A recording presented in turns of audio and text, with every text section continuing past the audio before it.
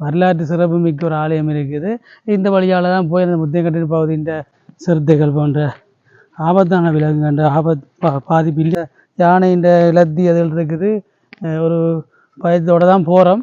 இந்த முறை இந்த மழை பெரிய அழிவை இந்த பகுதியில் ஏற்படுத்தியிருக்குது.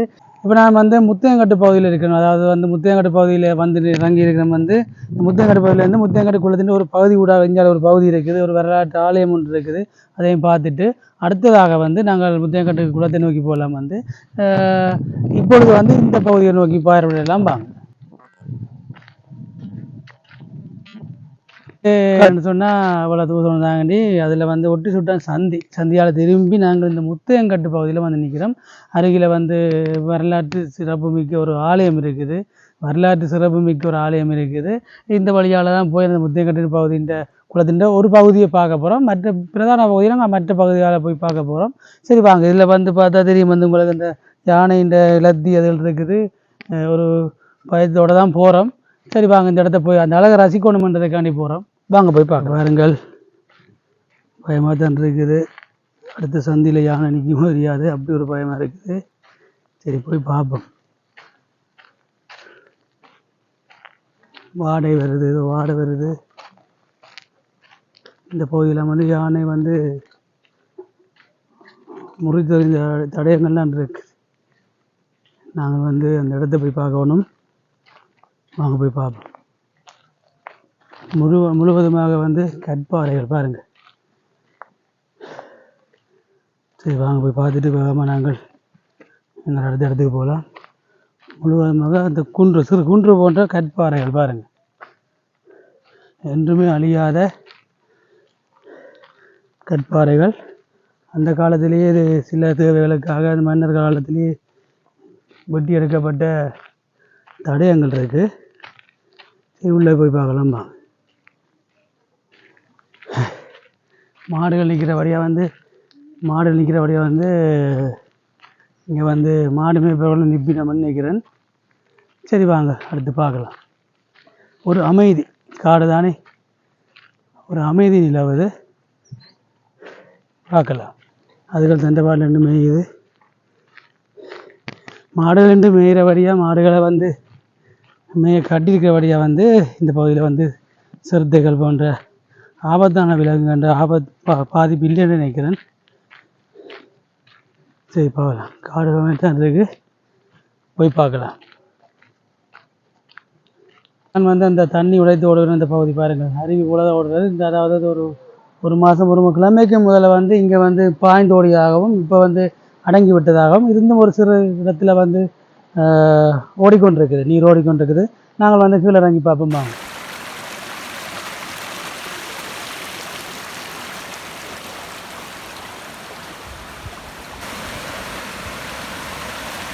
மிகவும்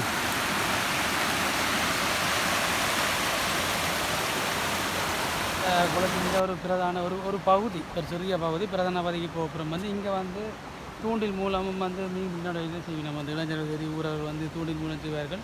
இந்த பகுதி பிரம்மாண்டமான பாறை இதுகள் நீங்கள் தென்படுத்தி பாருங்கள். இந்த தண்ணி அடித்து ஓடியால் இங்கே சில சிலைவுகளும் இருக்குது. அந்த பகுதியை பார்க்கணும்.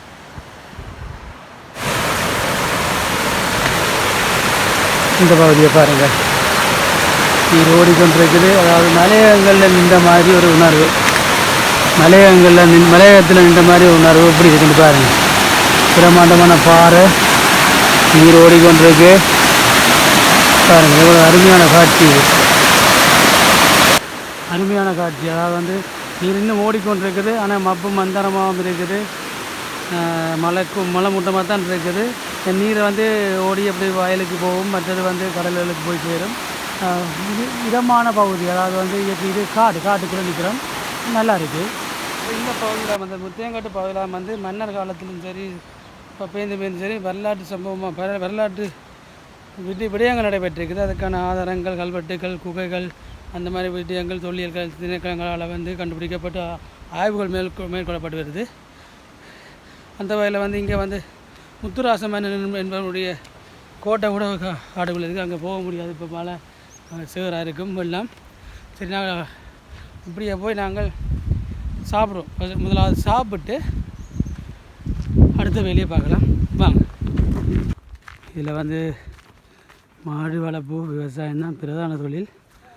அந்த வகையில் இந்த காட்டு பகுதிகள் வந்து மாடு மேய விட்டு பார்த்து கொண்டிருப்பார்கள்.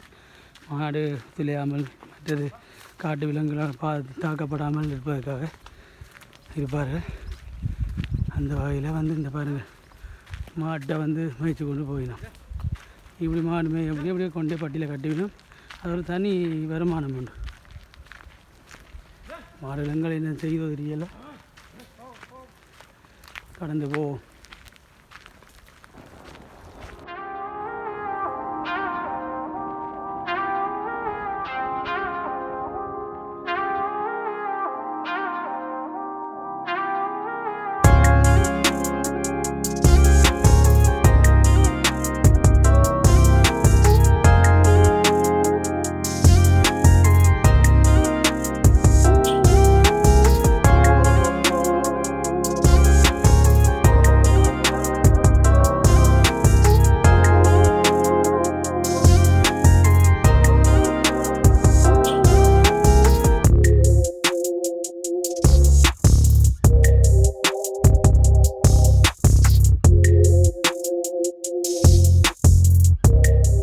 இந்த முத்தியங்கட்டு குளத்தினுடைய வந்து பிரதான வந்து திறந்து விடப்படும் பகுதி வந்து இது வந்து பெரிய ஒரு மதகு.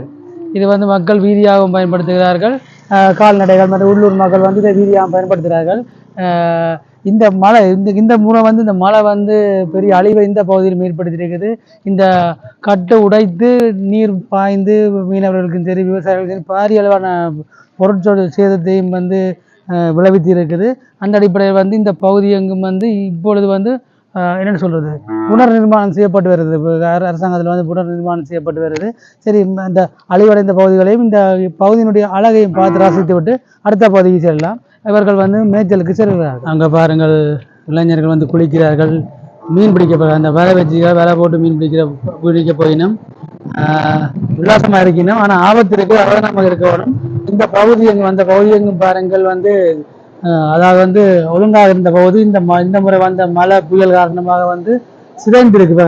நீர் ஓடி இருக்கு. ஓடி இருந்த வேகத்தில் வந்து அந்த கட்டுகள் எல்லாம் உடைக்கப்பட்டு அனைத்துமே சின்ன பின்னமாக இருக்குது.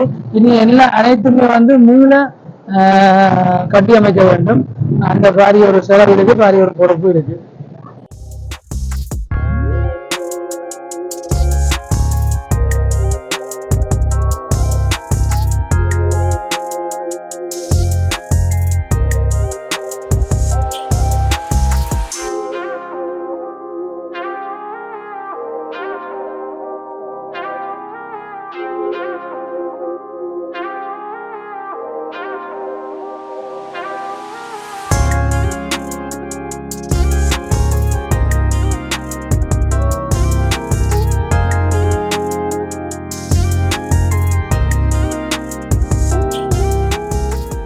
சரி, இந்த அழகிய பகுதியிலேருந்து வந்து நாங்கள் பயணத்தை வீட்டை நோக்கி போவோம். நேரம் ஆச்சுது. சந்திக்கலாம். அடுத்த ஒரு நிகழ்ச்சியில் சந்திப்போம்.